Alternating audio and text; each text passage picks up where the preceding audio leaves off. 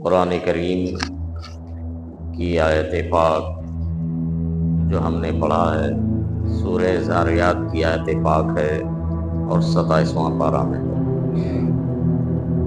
اللہ تعالیٰ اس آیت کریمہ میں ارشاد فرماتا ہے نبی پاک صلی اللہ علیہ وسلم سے کہ مسلمانوں کو آپ نصیحت کرتے رہیں، مسلمان مانیں یا نہ مانیں، اسی لیے کہ نصیحت کبھی ایسا ہوتا ہے قرآن و حدیث کی بات کہ کبھی مسلمان جلدی مان لیتا ہے اور کبھی ایسا ہوتا ہے کہ سنتے سنتے سنتے سنتے اس کو ماننا ہی پڑتا ہے، نہیں مانے گا تو کہاں جائے گا۔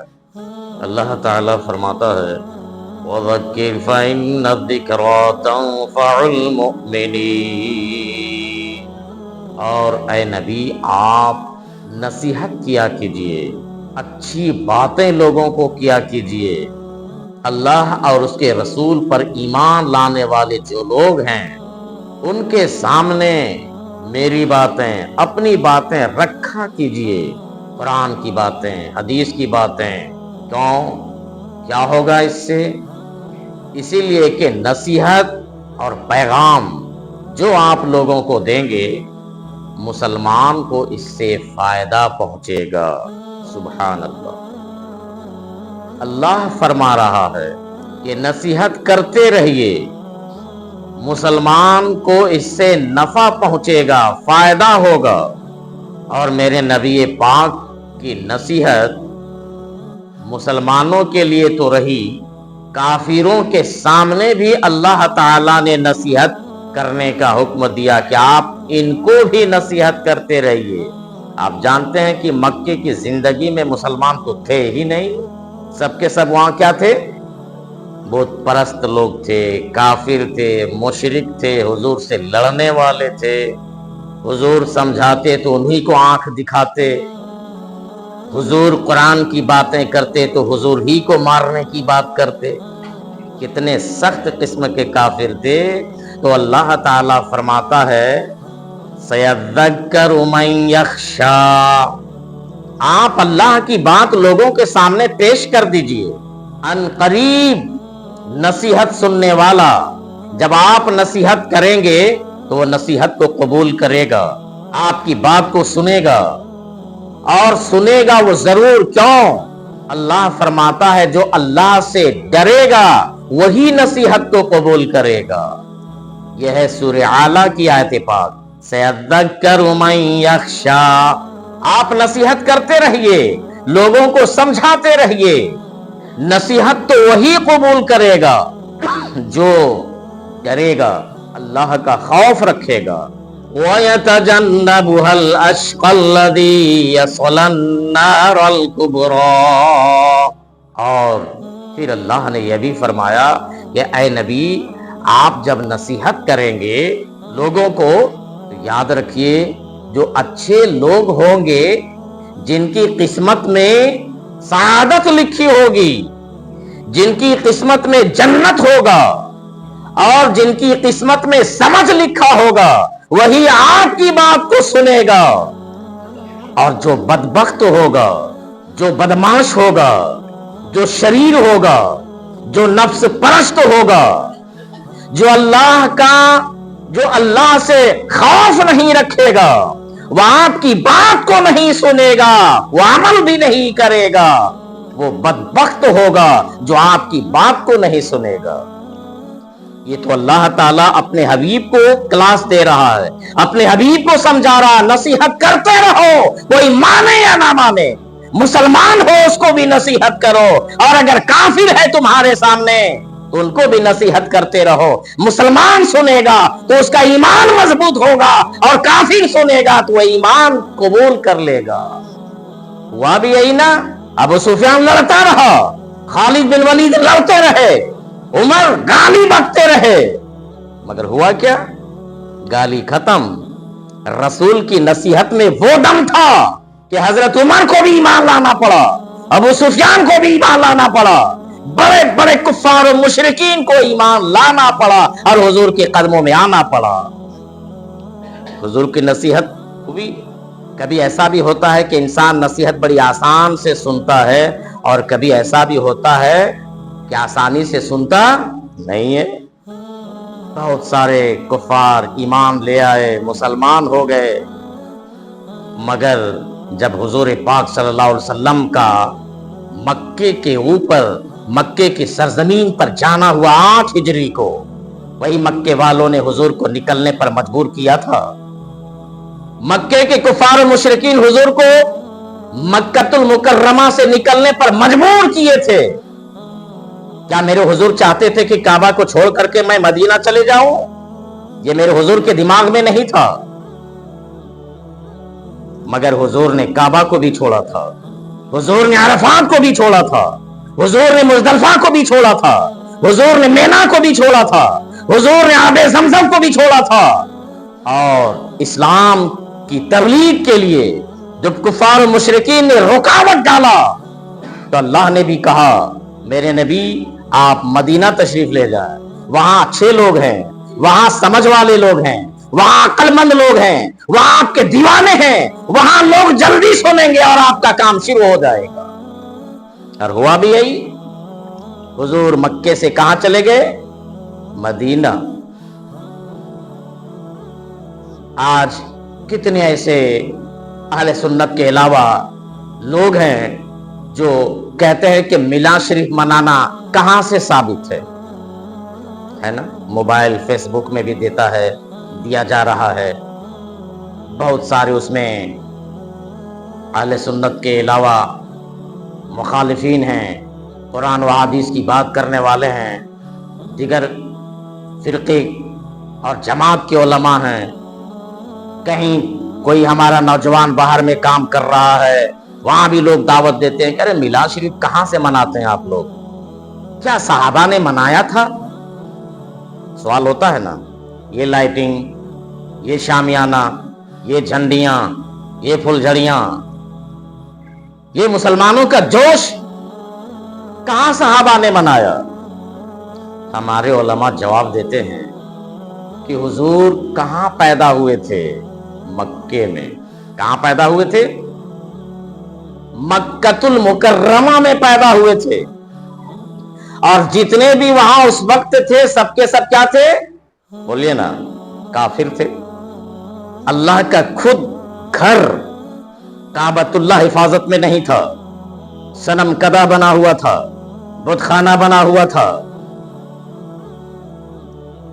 تو لوگوں نے مکۃ المکرمہ میں جب سب کے سب وہاں کفار تھے اور جب حضور نے تبلیغ کا کام شروع کیا تھا تو اس وقت مکے کی زندگی جانتے ہیں حضور پاک صلی اللہ تعالی علیہ وسلم کی 13 سال زندگی اعلان نبوت کے بعد. کتنے؟ جب مکے کے سرزمین پر حضور نے کہا تھا کہ میں اللہ کا نبی ہوں، یہ نعرہ جب حضور نے لگایا تھا تو 13 سال زندگی گزارا تھا مکے میں. کتنی لڑائی، کتنے جھگڑے، کتنے فساد، کتنے صحابہ کو مار دیا گیا، کتنی صحابیہ کو مار دیا گیا، حضور کو تکلیف دیا گیا. حضور کعبۃ اللہ کے سامنے نماز پڑھتے صحن کعبہ میں، ابو جہل دیکھتا، کہتا کہ اگر میں دیکھا نماز پڑھتے ہوئے تو تیرے گردن کو راؤنڈ کر کے رکھ دوں گا. استغفر اللہ. کیا دادا گیری تھی ابو جہل کی، کیا گنڈا گردی تھا ابو جہل کا، مگر کام آیا. گردن مصطفیٰ کو راؤنڈنے والا ابو جہل خود راؤنڈ آ گیا. خدا کی قدرت مسکرا رہی تھی کہ تم کیا راؤنڈو گے، تم خود راؤنڈے جاؤ گے، ملیا میٹ کر دیے جاؤ گے. کعبہ ہمارا، نبی ہمارے، زمین ہماری، آسمان ہمارا، سلطنت ہماری، حکومت ہماری، سب کچھ ہمارا اور تو بھی ہمارا، مگر یہ دادا گیری تمہاری. ابو جہل گیا تھا بڑھنے کے لیے حضور کے پاس، حضور کو مارنے کے لیے، حضور کو تکلیف دینے کے لیے، نماز روکنے کے لیے، مگر ابو جہل پیچھے ہٹ گیا. لوگوں نے کہا کیا بات ہے کہ پیچھے ہٹ گیا؟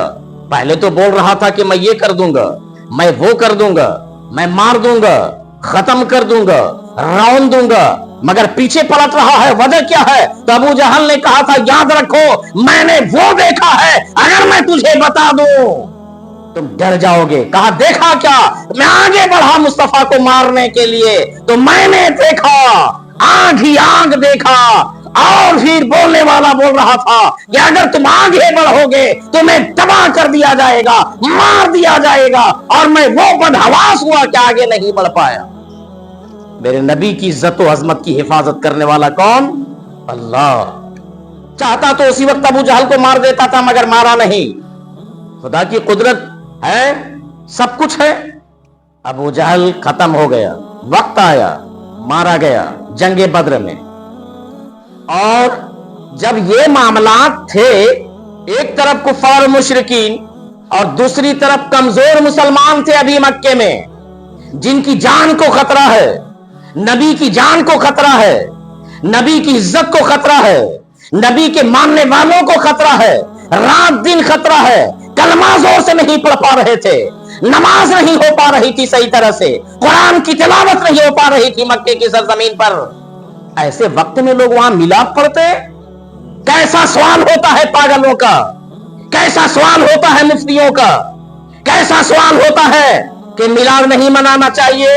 कहां सहाबा ने मनाया? अरे मक्का की सरजमीन पर देखो तो मुसलमान खुद परेशान थे, और नबी उस वक्त पैदा हुए जब मक्के में सारे के सारे कुफार थे। काफिर मिलाद मनाता है, काफिर मिलाद मनाएगा? तो वहां काफिर थे, इसलिए मिलाद नहीं मनाया गया। और हुजूर जब अपने सहाबा को तैयार किए तो सहाबा खुद परेशान थे, सहाबा खुद परेशान थे। तो ऐसे वक्त में कौन मिलाद मनाता? आज मिलाद कैसे मनाया जाता है? चैन से बैठा जाता है, सुकून से बैठा जाता है, मुकर्रिरीन की तकरीर होती है, नात खाने रसूल नात खानी पेश करते हैं, लोग सुनते हैं, सुभान अल्लाह माशाअल्लाह, नारे तकबीर नारे रिसालत। जब मक्के में बोलना भी जुर्म समझा जा रहा था, तो ऐसे वक्त में लोग मिलाद कहां मनाते? अब देखो मदीने वाले को, जब मदीने वाले ने हुजूर को देखा है, जब हुजूर मदीना तशरीफ ले गए, वहां के बच्चों ने देखा, वहां के जवानों ने देखा, वहां की खवातीन ने देखा, वहां के बुजुर्गों ने देखा। जब हुजूर को देखा है तो लोगों ने सलाम पढ़ना शुरू किया है, लोगों ने नारा मारना शुरू किया है और कहा है तलाल बदरु अलैना मिन सनियातिल वदाई वजब शुक्र अलैना मादा अलिल्लाह वदाई। पूरा मिलाद पढ़ा है मदीने के लोगों ने। कब? जब वहां मुसलमान हो गए, जब मुसलमानों की ताकत हो गई, जब मुसलमानों की तादाद बन गई, जब मुसलमानों की मेजॉरिटी आ गई, जब मुसलमानों की ताकत आ गई, जब मुसलमानों की जमात तैयार हो गई, तो हुजूर जब वहां पहुंचे, अबू बकर भी हैं और जितने भी वहां सहाबी पहुंचे थे, उमर भी हैं, उस्मान भी हैं, अली मुर्तजा भी हैं। जब लोगों ने देखा कि हुजूर यहां पहुंच गए हैं, तो लोगों ने सलाम पढ़ना शुरू किया है, लोगों ने मिलाद पढ़ना शुरू किया है। और सवाल क्या होता है, कहां हुजूर ने पढ़ा है? हम तो देखते हैं कि हुजूर को जब मदीने वालों ने देखा तो वहां सलाम भी पढ़ा है, बच्चों ने भी पढ़ा है, बुजुर्गों ने भी पढ़ा है। अब फिर एक सवाल होता है, ऐसा बैठ करके तो लोग नहीं सलाम पढ़े थे? फिर सवाल पलट के, ऐसा लोग तो नहीं पढ़े थे शामियाना लगा लगा करके, खाना खा करके, लंगर खिला खिला करके? ऐसा तो मिलाद नबी का मदीने में नहीं मनाया गया था। जिसको नहीं मानना होता है वो नहीं मानता है, अक्लमंद के लिए इशारा काफी है। एक आलिम साहब ने जवाब दिया, क्या कहते हो कि मदीने वाले ने ऐसा नहीं बनाया? जवाब देता हूं, याद रखो, मदीने वालों ने और सहाबा ने वो मिलाद मनाया है कि आज तक कोई मिलाद नहीं मना सकता है जैसा मनाया। कहा कैसे? कहा ऐसे कि हुजूर के सहाबा जंग में जाते थे, जिहाद में जाते थे, तलवारें उठाते थे, तीरों की बरसात हो रही है, और मुसलमान सहाबा किराम कह रहे हैं, ऐ कुफ्फार और मुशरिकीन याद रखो, मक्के की सरजमीन पर मेरा नबी पैदा हुआ है, मदीने में आ गए हैं, कलमा पढ़ लो, ईमान ले आओ, मुसलमान बन जाओ, जन्नती हो जाओगे। आज हम मिलाद शरीफ शामियाना लगा करके मनाते हैं, आज हम मिलाद शरीफ लंगर खिला करके मनाते हैं, मगर सहाबा किराम ऐसे मिलाद पढ़ रहे थे, तलवारें चल रही थी, तीरों की बरसात हो रही थी, और सहाबा वहां मिलाद पढ़ रहे थे। मिलाद मनाने का अंदाज अलग था, आज मिलाद मनाने का अंदाज अलग है। हर दौर में मिलाद मनाया गया है, مگر سمجھداروں کے لیے اشارہ کافی ہے. اور جو نصیحت قبول نہیں کرنے والا ہے، جن کی قسمت میں بدبختی ہے، جن کی قسمت میں شرارت ہے، جن کی قسمت میں نہ ماننے والی بات ہے، وہ نہیں مانے گا، سوال کرتا چلا جائے گا، سوال کرتا چلا جائے گا. کوئی بھی نوجوان، کوئی بھی مسلمان سے اگر یہ سوال ہو کہ کہاں سے ثابت ہے، تو تھوڑا بہت نالج رکھ لینا چاہیے کہ کہاں سے ثابت ہے. میرے بھائی دوست اور بزرگوں، قرآن و حدیث میں سب کچھ ہے. اللہ تعالیٰ ان کو بھی عمل کرنے کی توفیق عطا فرما، اور ہم سب کو بھی مولا تعالیٰ پوری زندگی صحیح طرح سے مولا تعالیٰ شریعت کی روشنی میں میراد شریف کا جلسہ جلوس منانے کی، نکالنے کی مولا تعالیٰ توفیق عطا فرما. وما علینا الا البلاغ المبین. اور